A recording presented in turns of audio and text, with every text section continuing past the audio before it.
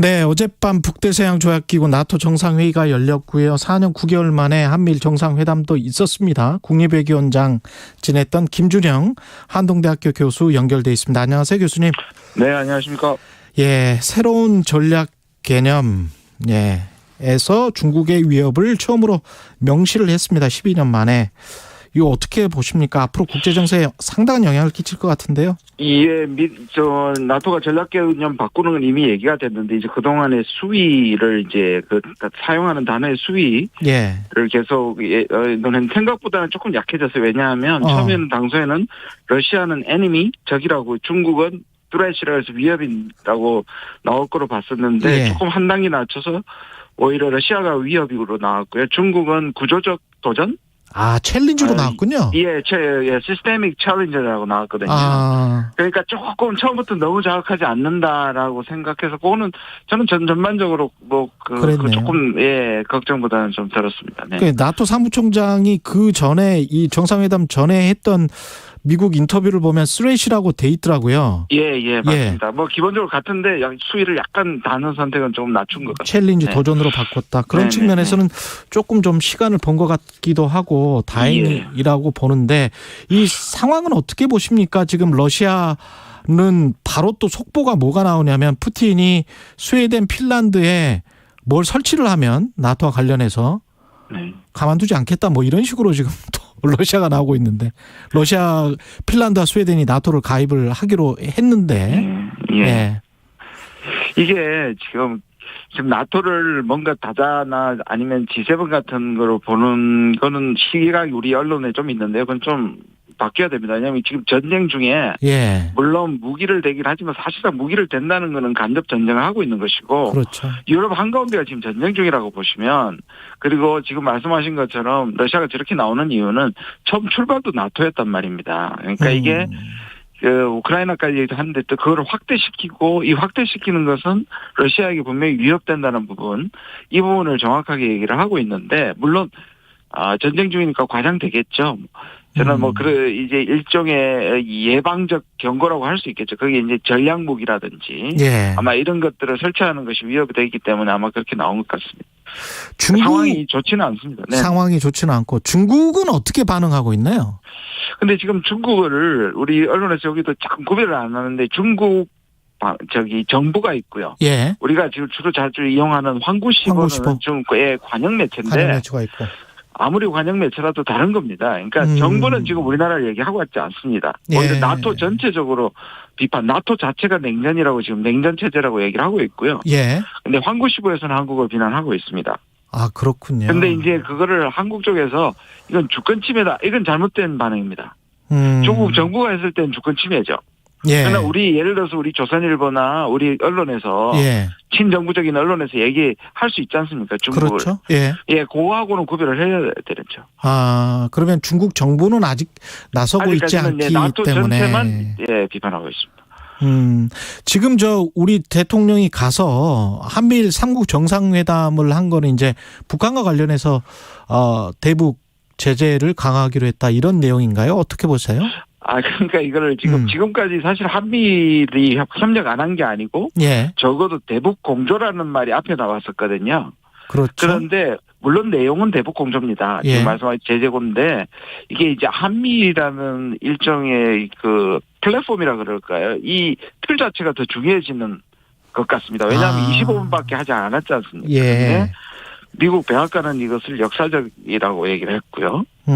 여기서 일본은 자기 방위 강화를 얘기했고, 이렇게 보면 지금 전쟁 중인 나토라는 플랫폼도 마찬가지고, 전반적으로 오히려 대북 공조라는 이 측면보다 우리가 한쪽에 진영으로 들어간다는 느낌이 훨씬 더 커서 조금 우려가 됩니다. 그러면 앞으로 이제 한미일 삼각 동맹 이 안에서 일본과 함께 어떤 가령 군사훈련도 할 수 있고 이런 상황이 되는 걸까요? 그러니까 그런 쪽으로 추세가 가는 게 문제라는 거죠. 저는 이게 우리는 처음엔 대북 공조라는 한정된 것만 딱 얘기를 했는데, 이번에는 안보 협력도 얘기하고 다른 국가들은 다른 얘기를 하고 있으니까 지금 말씀하신 것처럼 그런 우려가 있는 거죠. 사실 한미일 동맹이라는 걸 요즘 우리가 너무 쉽게 쓰는데 굉장히 심각한 얘기입니다. 그렇죠. 예. 북한이 우리 항상 그 이야기 해왔잖아요. 북한이 침공을 했을 때 일본군이 한반도에 들어오느냐 안 들어오느냐의 문제까지 포함되어 있는 내용이잖아요. 그럼요. 이게. 예. 예. 그리고 미국은 자기들의 일부의 책임을 상당 부분 일본이 해줬으면 좋겠다고 생각하고 있겠죠. 그거는 저는 미국의 전략 개념으로 그렇게 볼 수 있는데 그래도 우리한테는 전혀 다른 의미를 갖고 있으니까요. 윤석열 대통령의 나토 그 첫 연설 이거는 어떻게 네. 보셨어요? 저는 뭐 그래도 혹시나 했습니다. 왜냐하면 지금 전쟁 중인데 갔고 저는 사실 나토의 첫 번째 외교가 갔다는 거에 대해서 저는 적절하지 않다고 보는 사람 중에 하나인데요. 예. 또 가서 예를 들자면 세계 평화를 위협하는 국가라는 애둘러 러시아를 표현하긴 했습니다. 그런데 당초에 러시아를 공개적으로 얘기하고 혹시 무기 제공까지 얘기하지 않을까 했는데 뭐 제가 보기엔 3분 안에 그런 얘기가 하기 힘들었을 것 같고요. 예. 그래도 애둘러서 얘기한 것은 큰 사고는 아니다라고 생각합니다. 나중에 혹시 나토에서 방위비 분담 이야기를 우리한테 할 수 있습니까? 문제는요. 예. 이번 나토는 철저하게 미국의 디자인에 의한 틀입니다. 지금 이번에서 이 아시아에 미국이 제일 믿고 있는 동맹들과 나토를 연결시켰고요. 또 우리는 그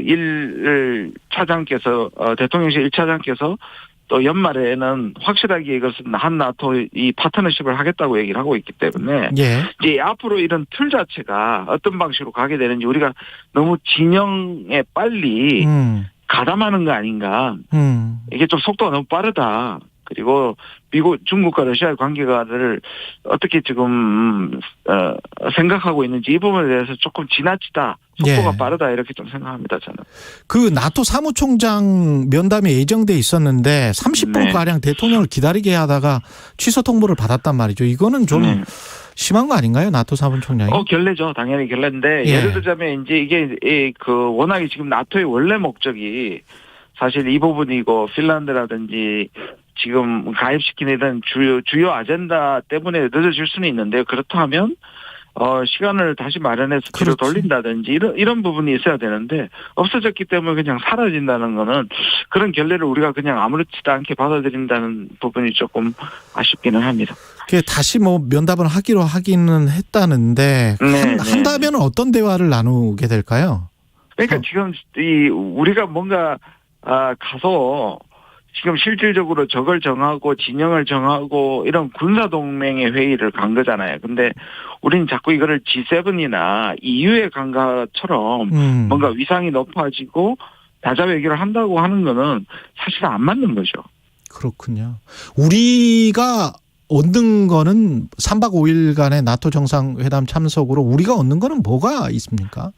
그러니까 아까도 말씀드린 것은 전반적으로 저는 적절치 않은 거였다. 특히 첫 번째 외교로서 그리고 동맹국들이 안보 협력을 강화하는 데 가서 우리가 세일드 얘기를 하고 저는 뭐 북한 문제의 공조 정도는 뭐 충분히 얘기할 수 있는데 이게 지금 동맹이고 러시아와 중국을 견제하는 곳에 가서 우리가 입지가 오히려 어렵게 됐다라고 생각하고 싶습니다. 좀 걱정이 됩니다. 예, 알겠습니다. 전 국립외교원장 김준형 한동대학교 교수였습니다. 고맙습니다. 네, 고맙습니다.